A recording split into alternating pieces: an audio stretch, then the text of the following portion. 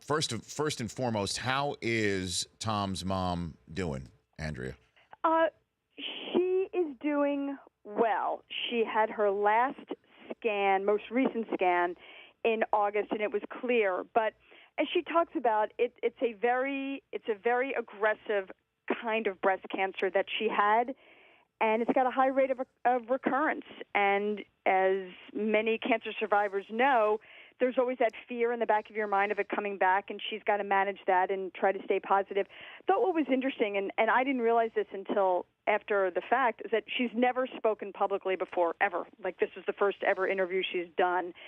And she was nervous about it. But I said, look, there was so much focus last year on Tom and on the chip on his shoulder that he had because of Deflategate, but I don't think anybody understood, really the personal strain that he was under, because love him or hate him, and we know he's probably, arguably the most polarizing player in the NFL, he is a human being, and he is extremely close with his family. And for his mom, who, great tennis player, golf, this and that, the cancer just came out of nowhere for her, and it was shocking. And if there was any silver lining for the 4-game suspension, is that he got to go home and see her at that time, something he would never have been able to do, and stayed in very, very close contact.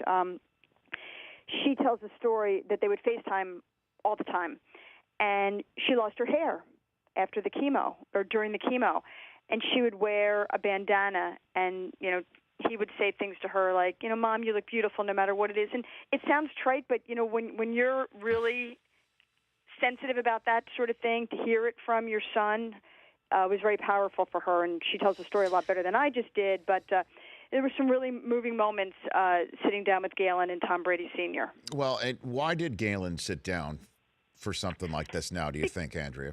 I think because she realizes that, for her, when Tom came out, and, he never really likes to talk about his family, and when he came out on the Tuesday of the Super Bowl and talked about some, serious health challenges that his family had, those of us who had known all along about the cancer and were really asked to say nothing, and you have to respect somebody when they do ask you to do that.